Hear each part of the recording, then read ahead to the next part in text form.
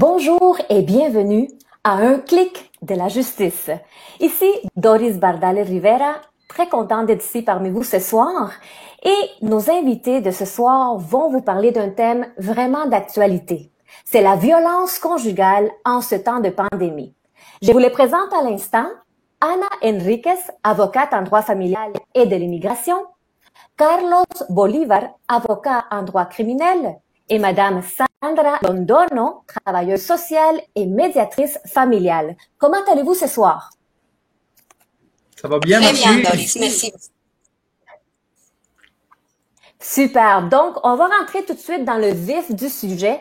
Et je vais commencer avec toi, Sandra. C'est très important de savoir avant tout ce que c'est la violence conjugale. Mais pas seulement ça, c'est aussi de savoir comment cette violence se manifeste.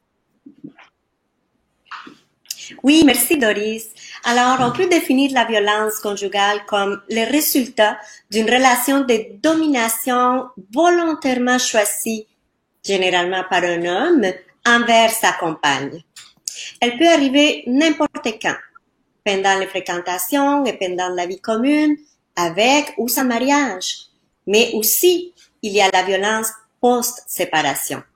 Elle s'installe tranquillement, mais ne s'arrête jamais toute seule. Alors, les formes de violence conjugale qu'on peut voir, il y en a plusieurs. Il y a la violence verbale. Donc, le conjoint élève le ton de sa voix pour intimider sa conjointe, la menace à voix basse, l'insulte, l'injurie, lui fait du chantage, lui donne des ordres. Il y a la violence psychologique. Donc, le conjoint dénigre les capacités intellectuelles ou l'apparence physique de la conjointe, lui critique sa façon d'éduquer les enfants ou sa façon de cuisiner, lui passe des commentaires négatifs en public, commente ou lui reproche ses performances sexuelles, lui laisse croire qu'elle est incompétente, qu'elle est nulle, lui fait savoir qu'elle n'existe pas pendant plusieurs jours. La violence physique. Sandra, justement, c'est ça que j'allais te dire. Celle que moi, j'allais te dire qui existait seulement, c'était la violence physique. Et pourquoi? Parce qu'on la voit. Fait qu'on a l'impression que c'est la seule. Oui, et en fait, c'est la seule qu'on ose dénoncer. Parce qu'on se dit, on a des preuves, on a une marque, hein, on a des bleus. Alors, la violence physique, des fois, ça touche pas la conjointe, mais ça peut juste lancer des objets, frapper des murs, faire des trous dans les murs, lui serrer les bras très très fort, la frapper, lui donner des coups de pied, des coups de poing, lui bloquer les passages, la pousser jusqu'à la faire tomber, tenter de l'étrangler. Tout ça, ça fait partie de la violence physique et elle est souvent accompagnée d'autres formes de violence. Sais-tu quoi? J'ai lu ce que tu m'avais envoyé parce que j'ai fait mes devoirs. Et l'autre qui m'a vraiment surpris, c'était la violence sociale. J'aurais jamais pensé que ça existait. Oui, ça existe, Doris.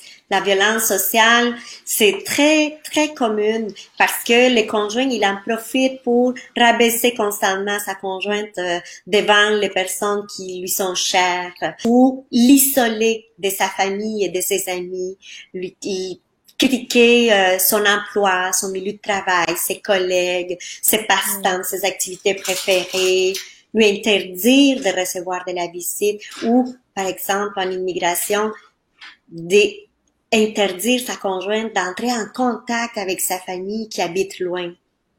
Ouais, je comprends. Et puis, la violence sexuelle aussi? Oui, il y a la violence sexuelle. On peut parler un petit peu de la violence économique qui est oui, bien sûr. Très subtil aussi, avant de te parler de la violence sexuelle. La violence économique, c'est vraiment d'essayer de contrôler toutes les finances de sa conjointe, de pas la laisser avoir son compte bancaire ou pas la laisser dépenser à sa guise ou de prendre son revenu et le contrôler en justifiant que il faut, en prétendant que c'est lui qui va gérer l'économie de la famille. Hein? Ouais. Alors, ça fait partie aussi de la violence conjugale, la violence économique et ce que tu m'as demandé, la violence sexuelle. Alors, insulter la femme pendant l'acte sexuel, la traiter de putain, le Ah là salope, là. l'humilier, l'intimider, la comparer avec d'autres femmes, l'obliger à porter des vêtements ou accessoires associés à la pornographie, l'obliger à Mhm. regarder la pornographie et à imiter les films pornographiques, la Mhm. frapper ou la mordre pendant l'acte sexuel. Parce que Wow. les viols dans la relation de couple, ça existe aussi. Définitivement. Et tu sais, tu en parles et je vois les yeux de Carlos qui veut vraiment intervenir face à ce sujet-là. Donc, Carlos, qu'est-ce que tu as à nous dire? Mais je veux simplement rajouter que, effectivement, au niveau de la violence, la violence sexuelle existe effectivement, et c'est particulier dans le cas d'un couple, parce que certaines personnes pensent que lorsqu'ils sont en couple avec une personne pendant longtemps, ils pensent que au niveau des relations sexuelles, une fois qu'on a consenti, ben le consentement, il peut valoir pendant toutes les relations sexuelles, ce qui est totalement injustifié de penser ça, ce qui est totalement faux en fait là.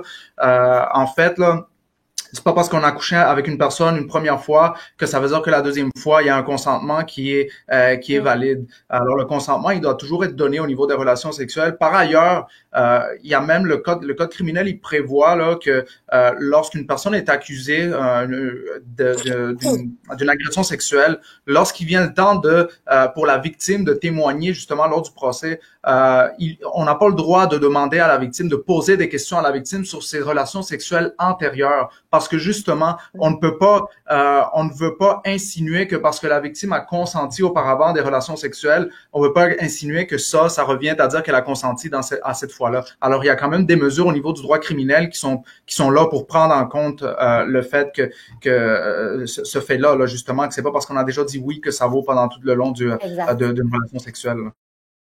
Exactement. Très vrai. Et puis, Anna, tu voulais aussi rajouter quelque chose? Oui, seulement une petite chose. Et Sandra a parlé de la preuve. Ça, c'est très important. J'ai déjà trouvé plusieurs clients. Non, j'ai pas dit parce que j'ai pas la preuve. Mais votre témoignage, c'est une preuve. On n'a pas preuve de tout. De tout, c'est ce que on veut dénoncer. Alors, le fait de le dire, ça, c'est une preuve. La déclaration, c'est une preuve.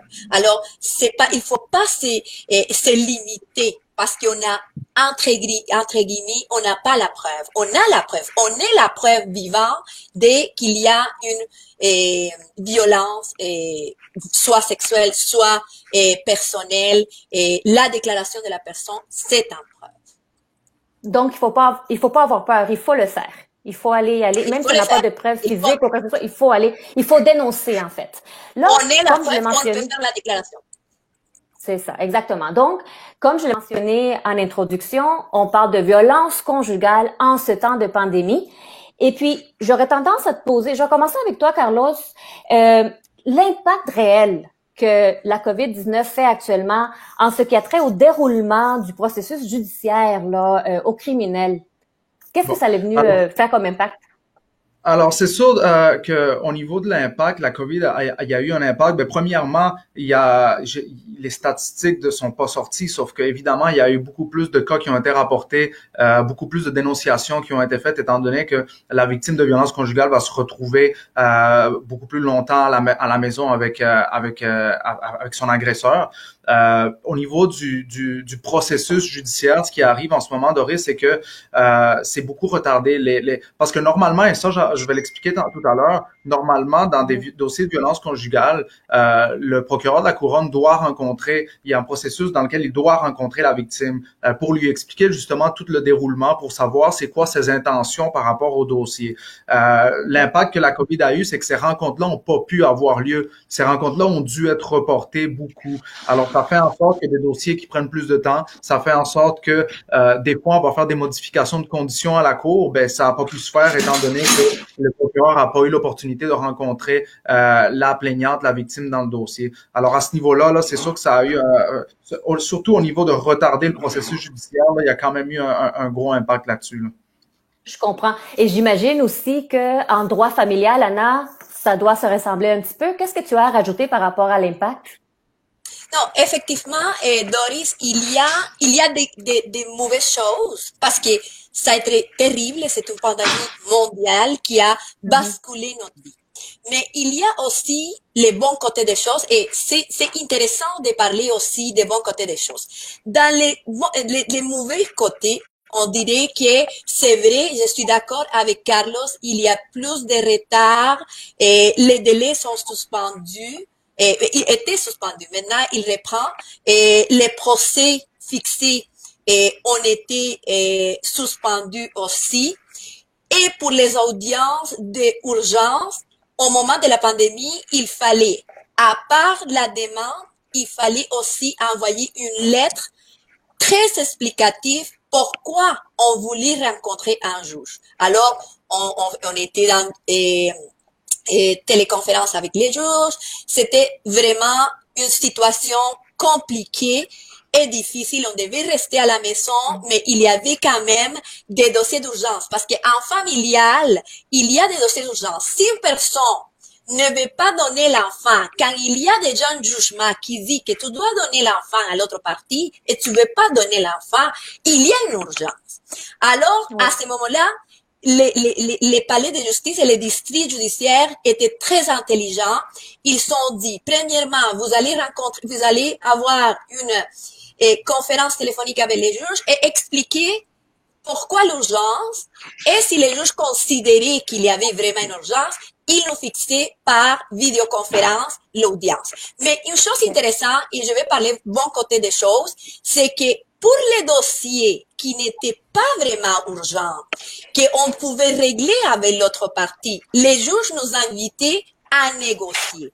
Alors, à ce moment-là, on a compris que vraiment, il y avait des dossiers qu'on pouvait négocier, que c'était pas si urgent et que c'était pas si compliqué et on réussissait à les régler. Ça veut dire, la cour était débordée et c'était compliqué à ce moment-là. Maintenant, c'est ça qui nous a laissé la COVID. On peut négocier un consentement, par exemple, intérimaire, par voie de téléphone, vidéoconférence avec l'autre partie, et même on peut le signer électronique, et même si c'est une déclaration, le commissaire de sermentation et l'avocat peut la sermenter. Alors, il y a des mauvaises choses, les retards. Maintenant, si on veut se présenter devant les juges, c'est sûr qu'il y a plus de retards. On peut passer toute la journée pour pouvoir présenter une simple cause, mais on peut réfléchir que parfois, c'est pas si compliqué comme on pense et qu'on peut régler les dossiers.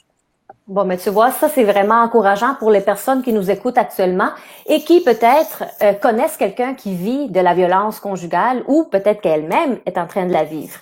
Maintenant, je vais aller avec toi, Sandra. Au niveau des familles en général là, qui souffrent de violence conjugale, quel est l'impact par rapport à eux? Quelle est la situation?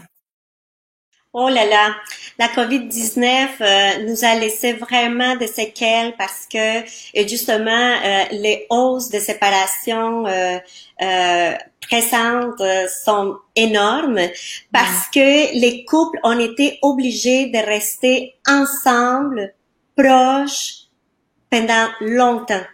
Alors, toute la situation d'isolement, des peurs, des maladies, tous les problèmes financiers parce qu'ils ont moins de ressources maintenant avec la COVID.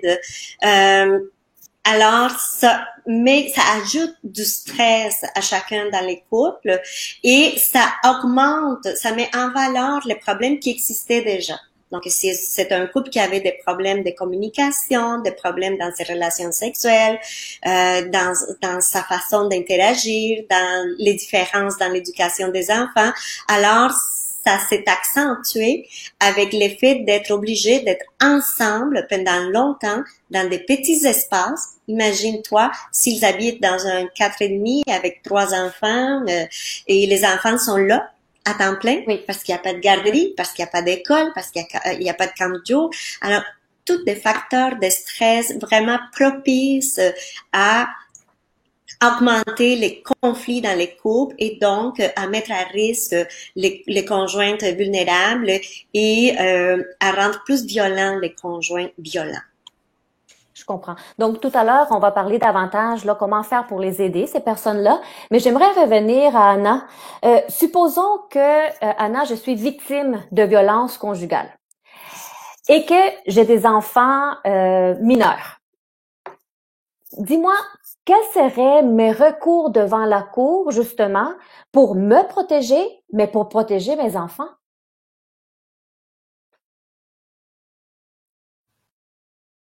C'est, il faut premièrement savoir c'est quoi les genres de demandes qu'on va présenter. Si Mhm. la personne si c'est un couple marié, on va présenter soit un divorce, soit une séparation de corps. Si c'est un couple non marié, à ce moment-là, on peut présenter une demande pour garde et pension alimentaire. Mais ce qui est plus important, et je veux que les personnes m'écoutent, c'est qu'on peut présenter une demande en sauvegarde, qui veut dire en urgence, à l'intérieur de la demande de divorce et la demande de séparation des corps, avec le but d'obtenir tous les mesures d'urgence. Alors, c'est pas qu'on va attendre jusqu'à le divorce pour avoir justice dans une situation que j'ai vue. Non, on peut demander la garde des enfants en urgence. On peut demander des droits d'accès pour l'autre partie, soit supervisés, soit limités, ou même suspendus. On peut demander la pension alimentaire. On peut demander des interdictions de communication, ou que les communications soient uniquement par écrit, par message, par courriel. On peut demander aussi un rapport psychologique de l'autre partie en urgence. Et je veux faire en face sur cette partie-là parce que si une personne me dit, si une personne dit à son conjoint ou à sa conjointe, je vais me tuer et je vais tuer les enfants si tu me laisses, ça c'est un signe d'alarme. Il faut faire tout de suite une demande et régulièrement, c'est ce qui dit la règle, c'est qu'il faut la notifier dans 10 jours. Mais le législateur a été si intelligent qu'il a dit que si c'est une vraie urgence, je peux présenter une demande dans 12 jours. Parce que les enfants doivent être protégés. C'est le premier travail de toujours en droit de la famille. Et cette demande en urgence peut se présenter dans 2-3 jours. On l'a fait quand il y a une alarme, comme je viens de te raconter. On peut aussi demander l'usage de la résidence familiale. On peut aussi demander l'usage des meubles pour les bénéfices et l'intérêt des enfants. Alors, il y a plusieurs options pour la victime de violence. Il n'y a pas seulement une option. Et il y a plusieurs recours en justice et plusieurs demandes qu'on peut faire devant les juges.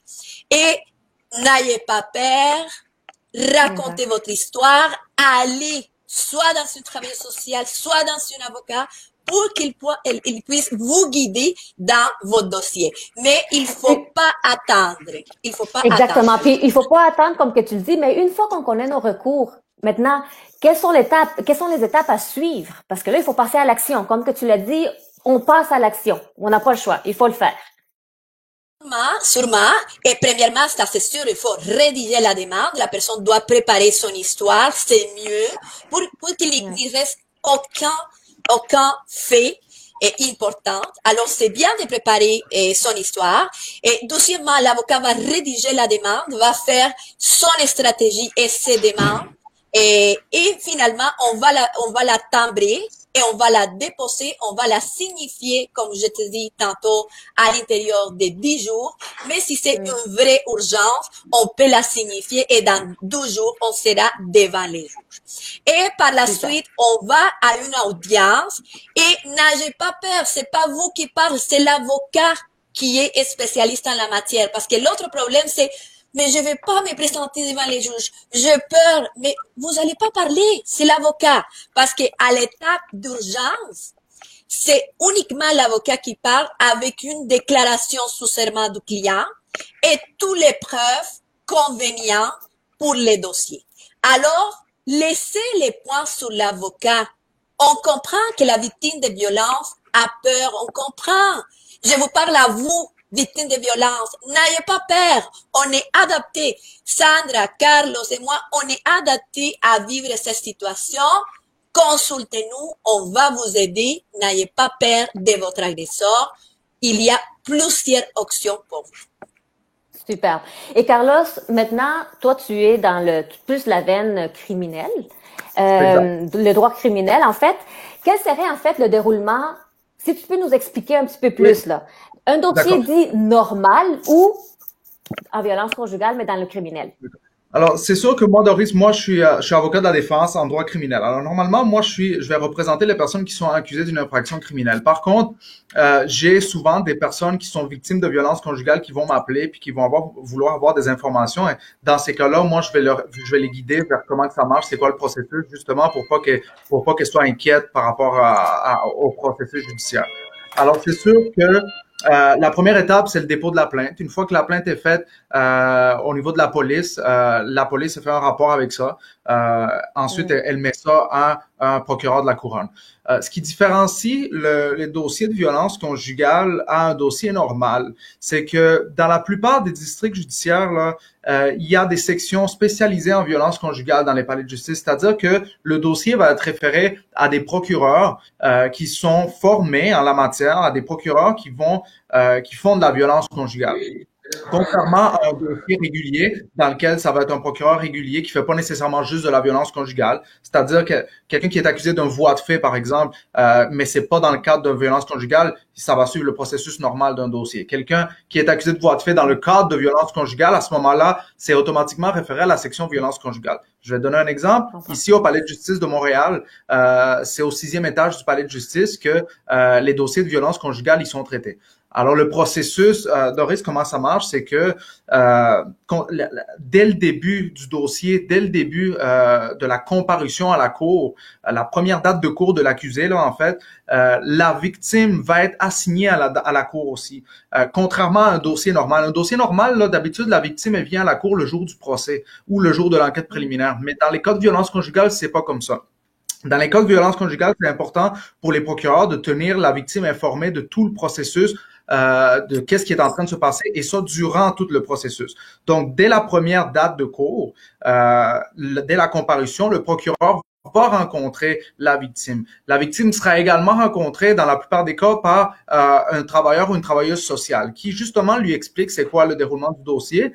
Et à ce moment-là, le procureur veut aussi savoir c'est quoi les intentions de la victime. Parce que c'est pas dans tous les dossiers, Doris, que la victime, et c'est ça qui est particulier aussi dans les dossiers de violence conjugale, c'est qu'il y a beaucoup de plaintes qui sont faites, mais par la suite, la victime il y a beaucoup de cas où la victime veut retirer sa plainte, des cas où on parle où il y a de la réconciliation, ils veulent reparler à la personne qui est accusée, mais là, la personne qui est accusée peut pas lui parler parce que là, il y a des conditions de ne pas s'approcher d'elle. Alors, à ce moment-là, c'est le rôle du procureur de la couronne de guider la victime, de lui expliquer le processus, de savoir c'est quoi qu'elle veut faire. Est-ce qu'elle veut modifier les conditions? Est-ce qu'elle veut vraiment faire le procès? Et à ce moment-là, il lui offre toutes les avenues possibles. Parce qu'il y a différentes finalités là, qu'il peut avoir dans ce genre de dossier. Là. Le dossier peut finir avec procès, il peut finir avec un 810. Je vais l'ajouter tout à l'heure. Je vais en parler tout à l'heure. Mais il y a différentes étapes et différentes finalités au dossier. Et le procureur de la couronne va vouloir avoir l'opinion de la victime, va tenir en compte l'opinion de la victime par rapport à la suite du dossier. La seule exception où est-ce que le procureur, parce que là, il faut comprendre, le dossier, là, au niveau criminel, c'est pas la victime contre l'agresseur. Au niveau criminel, c'est tout le temps le gouvernement contre l'accusé.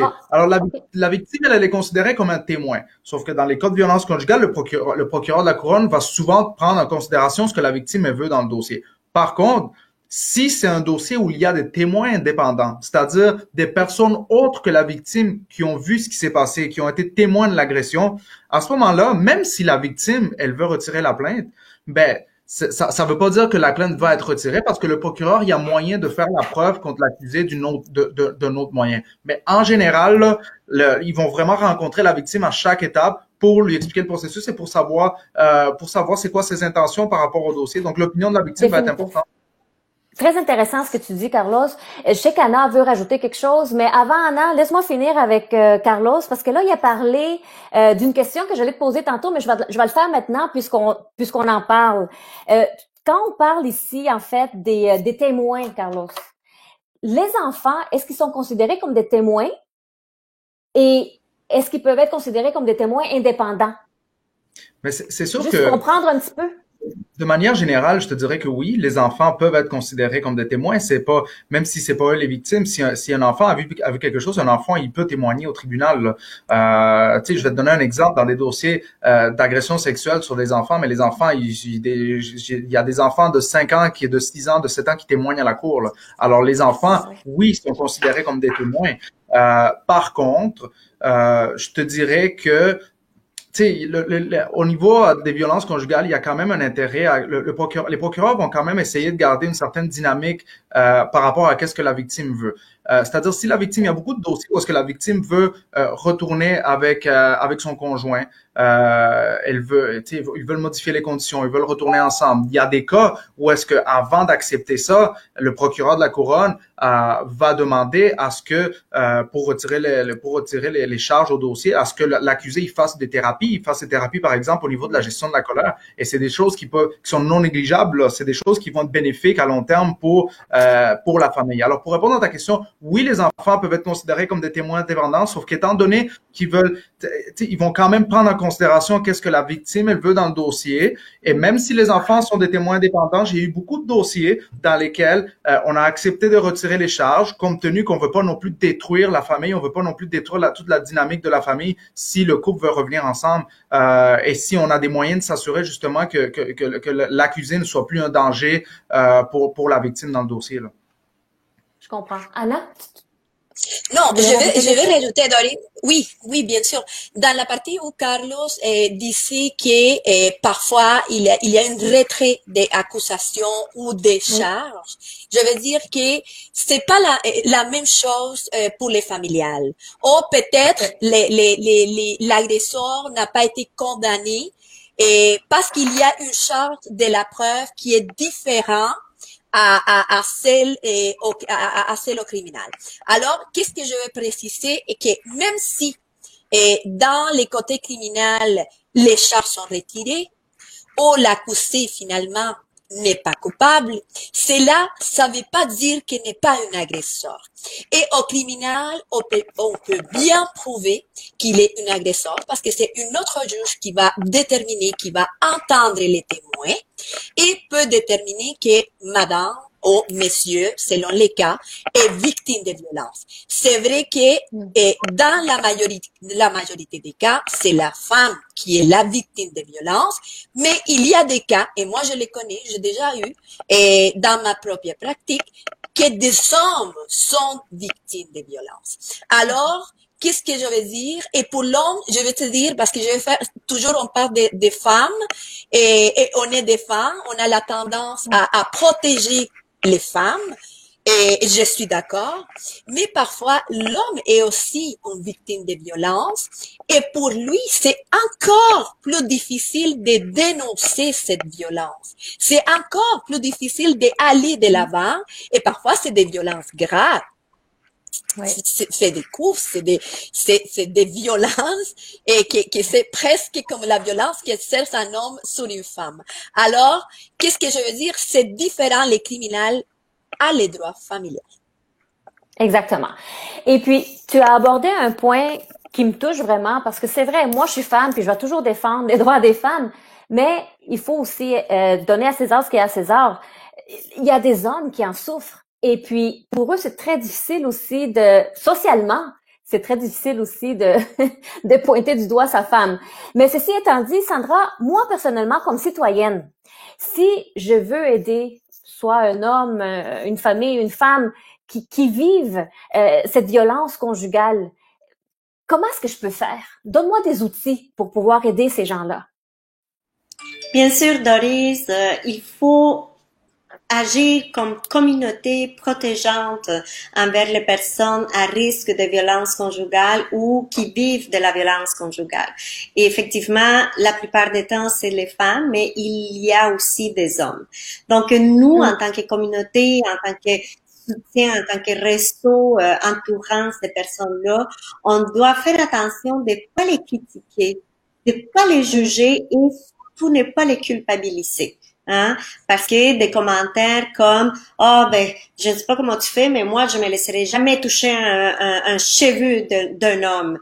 Ben ça aide pas la victime parce que ça va la faire sentir coupable et ça va pas lui ouvrir la porte pour qu'elle se confie. Il faut lui donner un esprit, une ambiance de confiance pour qu'elle puisse se confier à nous, pour qu'elle sente qu'elle a du soutien de notre part sans jugement. Parce que si on la juge à cause que on se dit ben c'est ça, tu aimes ça, ce genre de vie-là parce que tu les quittes pas. C'est pas si facile que ça. C'est pas si facile de dire, et c'est très facile de le dire, mais c'est pas facile de le faire. Il faut aider aussi les victimes à identifier quels sont les facteurs de protection. Qu'est-ce qui peut la protéger? Participer à des groupes communautaires, participer à des activités de groupe, appartenir à des groupes dans les réseaux sociaux, parler à sa famille, se montrer, faire des activités sociales et lui donner des outils pour qu'elle puisse décider par elle-même de s'en sortir. Donc, lui dire, tu sais, il y a cette ressource communautaire, il y a tel travailleur social, il y a des avocats, il y a des consultations juridiques gratuites. Vraiment, comme lui ouvrir la porte pour qu'elle sache qu'il y a des ressources pour elle afin qu'elle puisse demander de l'aide. Ne serait-ce que qu'elle sache qu'elle peut faire le 911. Oui, définitivement. Aussi simple que ça, le 911. Ouais. Mais, tu sais, ça m'amène vraiment à penser à autre chose. Si, on sait, c'est visuel, là, on sait que la personne a vécu de la violence conjugale, c'est bien, on peut aller la voir puis essayer de l'aider. Mais si on doute, si on a des craintes qu'elle vit ou qu'il vit une violence conjugale, comment est-ce qu'on peut aborder la personne? Ben, comme je t'ai dit, Doris, c'est important de ne pas la juger et d'être à l'écoute. OK? D'être vraiment patient, d'ouvrir un espace de confiance pour qu'elle puisse en parler. Mais la forcer à dénoncer ou le faire à sa place, ça n'aidera pas la victime. Parce que généralement, et Carlos en parlait tantôt, généralement, ces victimes-là, elles reviennent avec leur conjoint. Elles reviennent avec l'homme violent, hein, pour plusieurs raisons, parce qu'elles pensent que c'est la seule porte de sortie, c'est la seule personne qu'elles ont dans la vie, parce que c'est leur obligation en tant que femme, en tant que maman, parce qu'elles pensent que c'est la meilleure chose. Toi, dénonce à sa place. Si tu la juges, si tu la forces à le faire, si tu fais venir la police à sa place, ben ça l'aidera pas parce que ça peut même nuire la relation avec son conjoint et faire en sorte que il y ait une recrudescence dans cette relation-là et que la violence soit encore plus accrue après ces gestes-là. Oh, ben merci beaucoup. Vraiment, c'est des très bons conseils. Je vais passer à toi, Anna. Tu sais, depuis tantôt qu'on parle vraiment que les enfants, oui, sont témoins, mais malheureusement aussi peuvent être victimes de cette violence conjugale. Est-ce que tu pourrais nous expliquer le recours à la suspension totale des droits d'accès ou les droits d'accès supervisés? Effectivement, Doris. Et quand les enfants sont agressés physiquement, psychologiquement, sexuellement, il faut les protéger immédiatement. Alors, l'avocat va adopter une stratégie. Il va essayer, premièrement, soit de suspendre complètement les droits d'accès de l'autre partie, de l'agresseur, soit de demander à la cour des droits supervisés. Mais il faut faire une petite nuance parce que si, par exemple, il y a un enfant qui souffre de violence, il est probable qu'il aura l'intervention de la DPJ et que la DPJ va exercer sa force, va faire une recherche sur les dossiers et probablement on va se trouver devant la Cour du Québec et on va voir des décisions de la Cour du Québec, surtout s'il y a violence sexuelle et physique grave contre les enfants. Dans les cas où les enfants sont plutôt témoins de cette violence, peut-être il y a une certaine violence contre les enfants, mais la DPJ a décidé de ne pas intervenir dans les dossiers. Alors, à ce moment-là, on va s'adresser à la Cour supérieure qui va décider sur ses droits d'accès supervisé ou qui va suspendre les droits d'accès parce qu'il a fait l'intérêt de l'enfant. Il a fait l'intérêt de la famille et parfois on a besoin, ça c'est l'autre cas, quand je parlais tantôt, quand quand l'autre partie dit je vais me tuer ou je vais tuer les enfants, elle commence à manipuler soit l'homme soit la femme. À ce moment-là, on va demander tout de suite, même dans 12 jours, que les droits d'accès et même la femme, moi je dis à mes clients, quand c'est une femme qui est dans cette situation, je dis à mes clients, suspendre immédiatement. Il faut suspendre immédiatement les droits d'accès. Vous n'allez pas donner les enfants. Je vais faire une demande immédiatement pour qu'un juge suspende de manière légale les droits d'accès, mais à ce moment-là, c'est une action, c'est pour l'intérêt de l'enfant, c'est urgent. Alors, nous, les avocats, on est des officiers de justice et moi, je ferai bien sûr, dans un délai de 2 ou 3 jours, une demande pour qu'un juge se prononce sur cette situation qui vit la mère ou qui vit l'enfant. Super. Et là, on a des réactions de la part de Sandra et puis de Carlos. Donc, Carlos, tu veux intervenir par rapport au droit d'accès. Puis ensuite, je vais avec toi, Sandra. Toi, c'est au niveau de la DPJ. Alors, la parole est à toi, Carlos. Parfait. Alors, je veux simplement rajouter au niveau des droits d'accès là qu'il est important de comprendre que parce qu'au niveau criminel là, il va aussi y avoir des conditions lorsqu'une personne, parce que dans beaucoup de cas là, l'accusé est remis en liberté avec certaines conditions à respecter. Dans ces conditions-là, on va souvent retrouver ne pas s'approcher de la victime et dans ces conditions-là, il va avoir des exceptions.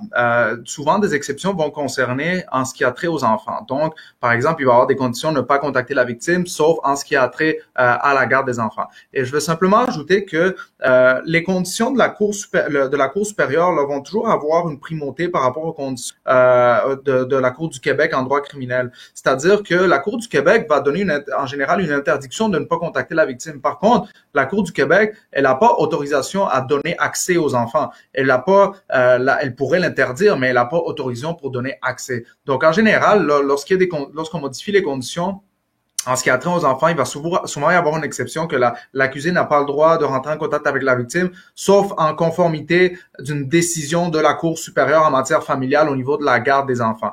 Alors, c'est important de comprendre là, que vraiment la Cour supérieure va avoir priorité au niveau des enfants, donc ça veut dire que même si au niveau criminel, il n'y a pas d'interdiction au niveau des enfants, ben si la Cour supérieure, elle décide qu'il n'y a pas de droit d'accès, ben il n'y en aura pas de droit d'accès là.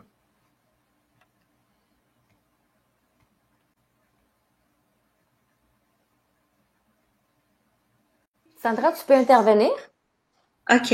Je voulais ajouter par rapport à la DPJ que la DPJ est l'organisme protecteur des enfants. Donc, pour les victimes de violences conjugales, n'ayez pas peur de la DPJ. Elle est là pour protéger les enfants.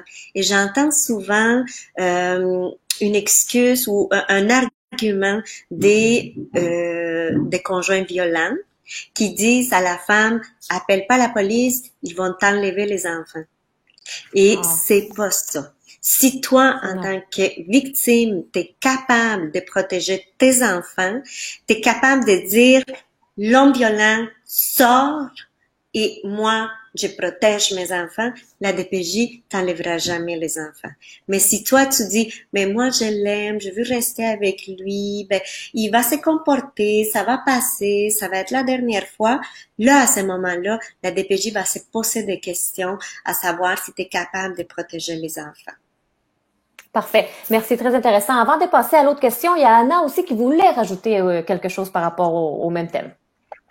Oui, Doris. En fait, je vais rajouter des petites choses pour ce qu'a dit Carlos et aussi des petites choses pour ce qu'a dit Sandra. En fait, concernant les décisions de la Cour supérieure, seulement pour préciser, si la personne ne peut pas entrer en contact avec l'autre partie, par exemple, l'homme ne peut pas entrer en contact avec la mère des enfants, alors à ce moment-là, s'il y a une décision de la Cour supérieure, il pourra rentrer en contact uniquement pour prendre ses enfants et s'en aller. Uniquement. Pas pour autre chose. Okay. Et concernant ce que Sandra vient de dire, je suis d'accord avec Sandra si les enfants, c'est la première des situations. Ça veut dire toute violence contre les enfants, il faut les éliminer. Et la DPJ est pour protéger les enfants, pas pour les enlever. J'ai déjà entendu plusieurs de mes clients qui disent non, mais je n'appelle pas parce que l'autre personne m'a dit qu'il va m'enlever les enfants. Ils vont pas enlever les enfants. Tout au contraire, continuer à recevoir des coups et à laisser les enfants voir cette violence. Et la DPJ pourrait rentrer dans les dossiers et dire, madame, vous n'êtes pas capable de vous protéger vous-même, vous n'êtes pas capable de protéger les enfants contre les propres pères qui est l'agresseur, alors malheureusement, on va retirer les enfants pour les protéger. Alors attention, attention, attention, il faut protéger les enfants et si vous êtes victime de violences et les enfants sont témoins, alors il faut s'éloigner de l'agresseur. OK. Donc, il faut vraiment retenir ça. Fausse idée de dire que parce qu'on va appeler la DPJ, qu'on va enlever nos enfants. Au contraire, si on est capable de prouver, de démontrer qu'on est là pour protéger l'enfant, il n'y a pas question qu'on nous enlève nos enfants, dans le fond. C'est ce que je retiens de ça. Alors, c'est très important. Absolument. Sandra, je sais que tu travailles aussi avec beaucoup de nouveaux immigrants. Et malheureusement aussi, en ce temps de pandémie, les nouveaux immigrants souffrent aussi de violences conjugales. Donc, quels sont les facteurs de risque pour eux en particulier? Oui, en fait, les victimes de violences conjugales dans un contexte d'immigration sont généralement en attente de légaliser leur statut en compagnie de leur famille. Donc, elles choisissent le silence devant les autorités juste pour ne pas nuire à la fluidité du processus d'immigration. Ce sont généralement des femmes qui ont vécu des expériences difficiles dans leur pays d'origine aussi. Hein? Alors, ils viennent avec une charge émotive très lourde. Elles vivent des tensions, beaucoup de stress lié à tout le processus d'adaptation, adaptation aux nouvelles valeurs, aux nouvelles coutumes, aux nouvelles règles sociales. Elles subissent une pression sociale car elles croient qu'elles gagnent ensemble. Elles croient qu'il faut réussir leur projet d'immigration en famille et qu'il faut rester ensemble malgré les coups, malgré la violence, malgré tout. Elles sont très dépendantes de leur conjoint. Oui, ok. Elles sont très dépendantes de leur conjoint car elles croient que lui, il est la seule personne sur laquelle elles peuvent compter. Hein? Donc, elles pensent que... Et c'est souvent le cas. C'est une famille qui arrive dans un pays et ils connaissent personne d'autre. Alors, c'est qui leur soutien? C'est qui leur compagnie? Donc, c'est ces personnes-là. Hein? Alors, pour toutes ces raisons-là, les victimes de violences conjugales issues de l'immigration ne se plaignent pas et ne vont pas dénoncer leur agresseur.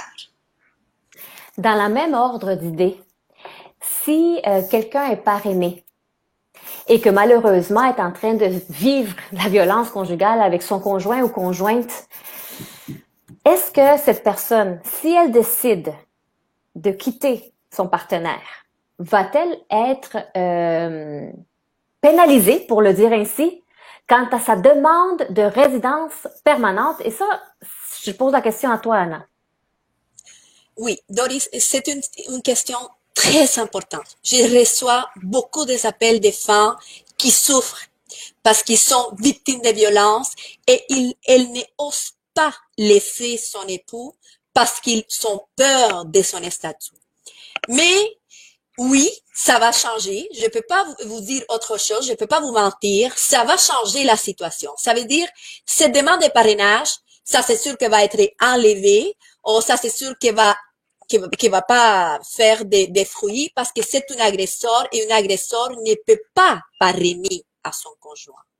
Alors, la victime pourra à ce moment-là demander soit une prolongation de séjour de son statut temporaire au Canada et pendant qu'il va prolonger, qu'il va renouveler son statut, n'ayez pas peur parce que vous avez l'option de présenter une demande humanitaire, une demande pour motif humanitaire pour cause de violence. Je ne veux pas que les femmes ou les hommes même qui nous entendent présentement et se sentent violentés, agressés, comme il a expliqué Sandra, parce qu'ils ne les donnent pas à manger, parce qu'ils ne les donnent pas l'argent pour vivre. Ne continuez pas, je vous regarde à vous, ne continuez pas dans ces souffrances. Vous pouvez finir avec ces relations et vous pouvez consulter un avocat spécialiste en immigration qui va faire immédiatement soit une prolongation de séjour, soit un rétablissement de séjour, soit un permis de séjour temporaire. Et bien sûr, qui pourra faire une demande de résident pour motif humanitaire. Superbe. Carlos, tout à l'heure, tu avais effleuré deux thèmes qu'il me semble très importants que tu développes un petit peu plus. On avait parlé ici de qu'est-ce qui se passe en fait quand on retrait les accusations, mais tu avais aussi parlé de l'article 810 du droit criminel sur la dénonciation. Est-ce que tu pourrais nous parler un petit peu plus là de ces deux points-là, très importants à mon sens? Oui.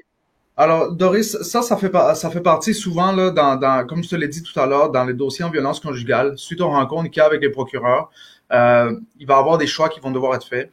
Est-ce que la victime veut aller à un procès? Si c'est un procès qu'elle choisit, si elle veut absolument témoigner, parce qu'on s'entend que pour que la personne soit déclarée coupable, il faut que la victime témoigne contre son agresseur, à moins qu'il y ait, comme je l'ai dit tout à l'heure, un témoin indépendant. Alors, si l'option à procès n'est pas envisageable, alors le dossier peut soit d'un commun et quand je dis soit d'un commun accord, et quand je dis commun accord, c'est un commun accord entre l'avocat de la défense, moi et le procureur de la couronne. Il peut y avoir un retrait des accusations. Alors, tout simplement, la victime va expliquer au procureur qu'elle n'est pas intéressée à poursuivre avec tout ça. Et dans beaucoup de cas, le procureur va accepter de retirer les accusations. Des fois, ça peut se faire après que l'accusé ait complété une thérapie ou ait complété certaines démarches de sa part là, pour justement ne pas se retrouver dans ce genre de situation encore. Alors, quand on parle de retrait des accusations, on parle que le dossier y tombe, la personne sort sans dossier criminel, il n'a pas été déclaré coupable. Ensuite, on parle, et ça arrive, je te dirais, là, dans beaucoup de cas en matière de violence conjugale, les dossiers se finissent avec ce qu'on appelle un engagement 810. En fait, l'engagement, je dis 810 là parce que ça sort de l'article 810 du Code criminel. Il s'agit d'un engagement de ne pas troubler la paix et d'avoir une bonne conduite. En fait, ce qui se passe, c'est que la personne accusée, sans plaider coupable à l'accusation, va quand même faire une déclaration devant le juge. C'est-à-dire qu'il va faire une déclaration selon laquelle son comportement a fait en sorte que la victime a eu des raisons de crainte pour sa sécurité et que ces raisons, jusqu'à ce jour-là, ces raisons persistent. Alors, une fois que cette déclaration-là, elle est faite, le procureur de la couronne va donner des conditions à l'accusé. D'habitude, ces conditions, ça se négocie avec l'avocat de la défense. Et c'est des conditions qui vont respecter, ça dure en général une année, sauf que dans certains cas, ça peut durer moins longtemps, mais en général, ça dure une année. Et on parle de conditions de garder la paix, avoir une bonne conduite, ne pas posséder d'armes. Dans certains cas, il va y avoir des conditions de ne pas s'approcher de la victime. Et en fait, ce qui est bon pour la victime dans ce genre de finalité-là, c'est qu'elle va avoir quand même un certain type de protection. Alors, il y a des fois des cas où la victime, elle a peur de son agresseur, elle a peur de l'accusé, sauf que elle a aussi peur d'aller devant le juge et de témoigner parce qu'on s'entend que c'est quand même un processus qui est intimidant, il y a un décorum et il va avoir un avocat de la défense comme moi, que mon travail, ça va être de tenter de faire perdre la crédibilité à cette personne qui va témoigner. Alors, souvent, les victimes, elles vont pas vouloir passer à travers ce processus-là. Alors, pour les protéger, il y a le 810 dans lequel l'accusé va avoir des conditions de ne pas s'approcher d'elle. En échange de ça, l'accusé, il va être acquitté de l'infraction. C'est-à-dire, le procureur, il va faire une déclaration comme quoi il n'a pas de preuves à offrir dans le dossier principal et l'accusé, il est acquitté. Alors, en fait, moi, je présente souvent ça à mes clients comme un genre de compromis. Et je pense en fait que ça n'est un compromis. D'un côté, il y a la personne qui est accusée, qui ne veut pas se retrouver avec un dossier criminel, qui ne veut pas plaider coupable à une infraction. Et à ce moment-là, lui, il retrouve ça dans le 810, même parce que même s'il doit faire une admission, mais il plaide pas coupable à l'infraction. Donc, c'est-à-dire qu'il est acquitté de l'infraction principale. Par contre, pour la victime, il y a quand même quelque chose qu'elle retrouve là-dedans, que ça va être sa protection. Il va y avoir des conditions qui vont être mises en place pour que la victime soit protégée. Et c'est important de savoir, là, un 810, ça finit souvent avec un 810 dans ce genre de dossier-là. Par contre, un 810 peut exister sans même qu'il n'y ait d'accusation au niveau criminel. C'est-à-dire qu'une victime peut se présenter dans un poste de police et demander l'émission d'un 810, même s'il n'y a pas eu même s'il n'y a pas eu d'acte criminel qui a été commis, là. Un 810, là, l'important dans le 810, c'est que la personne, la victime, ait des raisons de crainte pour sa sécurité. Alors, il doit avoir un comportement dans la personne accusée qui fasse en sorte que la victime a des raisons de crainte pour sa sécurité. Ensuite, il peut y avoir l'émission d'un 810. C'est sûr que l'accusé peut le contester, le 810, s'il veut pas avoir des conditions à respecter pendant un an. Mais c'est sûr que s'il accepte le 810, ben il y en aura pas de dossier criminel. La conséquence la plus grande pour l'accusé, là, au niveau du 810, c'est que si pendant l'année, il ne respectait pas ces conditions, c'est-à-dire que soit il s'approche de la victime s'il y a des conditions de ne pas s'approcher d'elle, ou même s'il se fait accuser d'une nouvelle infraction criminelle, ben en plus d'être accusé de la nouvelle infraction criminelle, il va être accusé d'avoir brisé ces conditions. Et une accusation de bris de conditions peut entraîner une déclaration de culpabilité et peut entraîner un dossier criminel. Alors à ce moment-là, c'est dans l'intérêt de l'accusé là de respecter les conditions pendant un an. Mais en général, c'est vraiment un compromis qui est fait. Et je te dirais que dans beaucoup de cas là, en matière de violence conjugale, ça se règle de cette façon-là. Encore une fois, ça doit se faire d'un commun accord avec le procureur de la couronne. Je peux pas convaincre moi le juge d'accepter un 810. Il faut vraiment que ça se fasse d'un commun accord. Et à ce niveau-là, l'opinion de la victime, qu'est-ce que la victime veut faire dans le dossier est vraiment pris en compte. J'ai des dossiers dans lesquels la victime, elle ne veut pas de 810. Alors, si la victime ne veut pas de 810, le procureur, il ne m'en donnera pas de 810. Je comprends. Anna, tu voulais aussi rajouter quelque chose par rapport à la 810? Oui, Doris, c'est normal que pour moi, un 810, je suis pas folle du 810, mais je suis pas une avocat en droit criminel, je suis un avocat en droit familial et je veux toujours protéger les enfants et la victime des violences. Alors, pour les 810, on va laisser pas seulement livrer, on va laisser livrer la personne, même pas des casiers judiciaires. Alors, moi, personnellement, je ne suis pas folle de recommander à mes clients peut-être dans les dossiers criminels, accepter une 810. Mais c'est vrai, et je dois l'accepter, comme dit Sandra tantôt, que plusieurs des victimes de violences physiques ne sont pas capables ou ne se sentent pas capables d'être devant les juges et témoigner et aller de l'avant et finaliser. Alors, c'est une situation avec laquelle je vis parce que je monte tout un dossier avec des preuves, avec des photos, avec des photos de l'agression. Et bien sûr, je vais aller de l'avant, je vais me présenter devant les juges. Mais probablement, ma cliente a déjà accepté les 810. De toute façon, moi, je vais procéder dans les dossiers de familial, mais ça les reste un petit peu de crédibilité. Alors, pour moi, je ne suis folle de 810 parce que moi, je sais que c'est des agresseurs, j'ai la preuve, mais il faut vivre avec et comme dit Sandra, dans la plupart des cas, malheureusement, la victime de violence revient avec son agresseur et c'est la vie. Et oui, et c'est la vie, et la vie fait en sorte que Carlos veut quand même dire son mot par rapport à tout ça. Carlos, c'est l'autre côté. Il adore les 810. Les amis, là, que moi, je suis avocat de la défense. Ça, il faut garder ça en tête. Moi, j'ai quand même des réflexes à ce niveau-là.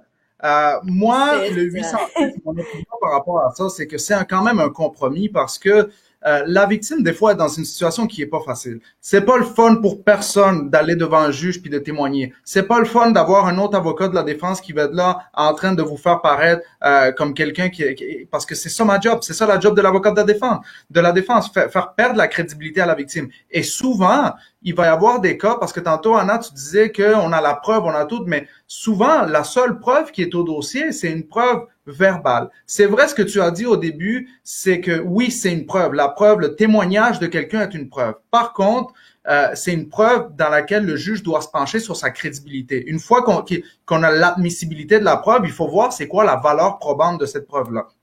Il va y avoir des cas, justement, où est-ce que la victime va avoir à se poser la question, est-ce que ça vaut la peine de m'impliquer émotionnellement dans un procès dans lequel il peut y avoir des chances que l'accusé soit déclaré innocent, alors soit acquitté suite au procès, même dans le cas où le juge peut penser que l'accusé a commis une infraction. Parce qu'il faut se rappeler, au niveau criminel, la preuve doit être faite hors de tout doute raisonnable. C'est pas le même fardeau qu'au niveau de la famille, qu'au niveau du droit civil. Donc, pour déclarer quelqu'un coupable, le fardeau de la preuve est beaucoup plus lourd. Donc, à ce moment-là, la victime, elle va avoir des questions à se poser. Est-ce que je veux prendre le risque d'aller à procès et que la personne soit acquittée? Parce que si la personne est acquittée, si l'accusé est acquitté, là, ben, il n'y en aura pas de 810 par la suite, là. Il n'y en aura pas de conditions par la suite. Alors, il s'en sort sans même avoir reconnu que il y a eu des raisons de crainte pour la sécurité. Alors, en tant qu'avocat de la défense, je comprends ton point de vue, Anna, mais Carlos, il faut que tu te dépêches parce qu'on arrive là. On arrive pratiquement à la fin. Sandra veut parler, Sandra veut dire pour finir, Sandra. Sandra, je veux vraiment que tu finisses. Tu peux trancher si tu veux, mais je veux que tu finisses en nous donnant des ressources aussi, des ressources pour ces personnes victimes de violence.